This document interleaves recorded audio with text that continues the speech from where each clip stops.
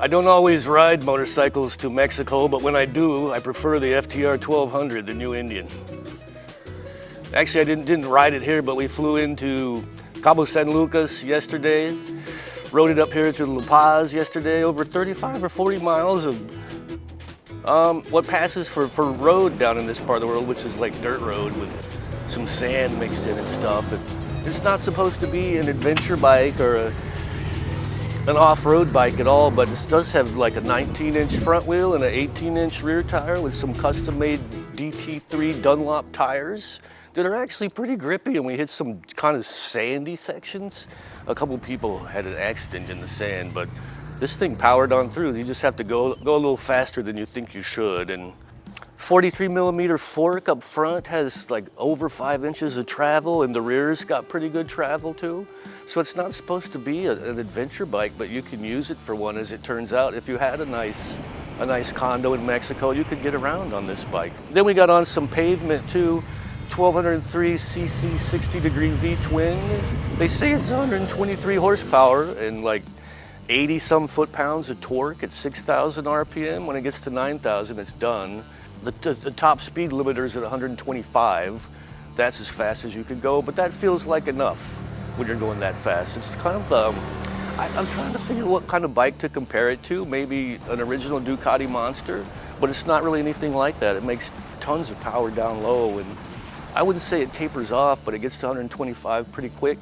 We've got three different modes: rain, normal, and sport. And we actually switched it into rain mode to be on the dirt roads yesterday, which kind of dials it back a little bit, takes away a little bit of the power, smooths the throttle response. When you put it in sport and you hit the gas, it takes off.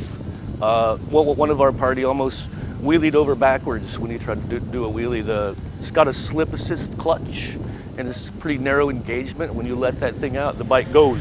Yeah, it's kind of a different kind of thing. This will be the S model, so it's got the TFT display up there, which is pretty sweet. It's really easy to change the modes and to turn the traction control and the ABS off if that's what you want to do. It's real easy to do for even a person who's not very technically.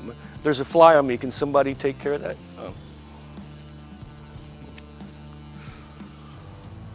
And the touchscreen will work even if you have gloves on, which is nice. The other thing that I used a couple times when I got tired, we hit some long straight stretches, was the cruise control, which is cool that it's on the left handlebar. It's just one button, but it's really easy to use. It's easier than trying to hold the throttle the speed you want and activate it with your right thumb. Everything's over on the left, so it's pretty intuitively easy to use. Yeah, it's kind of a completely different thing. It's really based a lot on their very successful FTR750 flat track race bike. The fuel is up under the seat in a big, well, that's kind of a problem. It's not really a big fuel tank. It only holds 3.7 gallons, or maybe it's 3.4 gallons of fuel in there, which might be kind of a thirsty motor, 12.5-to-1 compression. So you might need to carry an extra little fuel tank in your backpack when you're going out across the burning sands. Anywho, it's a completely different kind of bike. I think if you're the kind of person who's attracted to it, you probably already know you're that person, because it's not really like anything else. I was trying to compare it to a Ducati Monster, but it's not. And if I compare it to the new Suzuki Katana, that will get me negative comments on YouTube, so I won't do that. Yeah, it's a pretty unique looking thing. LED, cool lights, front and back. This is the S model. There's a base model that's all black. I actually really like the look of it. It's all blacked out, but with that one, you don't get the TFT display. You don't get the adjustable suspension that the S model has.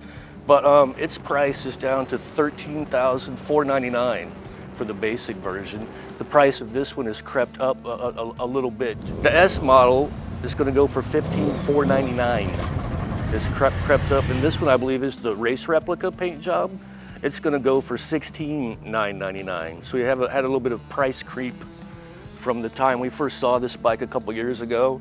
Then we saw it last year at the Cologne show. They actually introduced it there, I think, officially. And now here it is.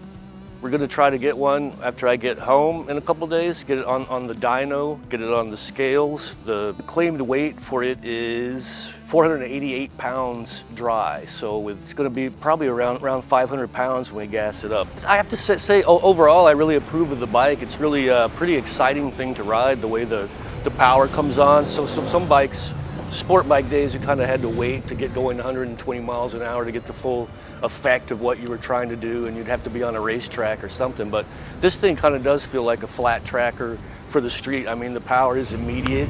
It's right there. It's pretty hard hitting.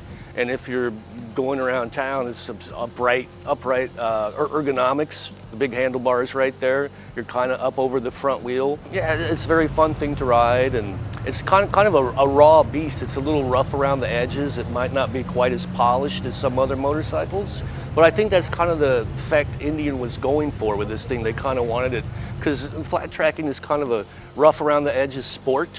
The people involved in it are kind of, well, I won't even get into that, but I think they captured the spirit of this motorcycle. I'm gonna give it two thumbs up for now, but I need to think about it a little bit more around the pool before I, make any kind of final judgment. So, cheers. Go over to Motorcycle.com to read the rest of the story, get the full specifications and all of that. If you like the video, click like. If you don't like the video, we'll try harder next time.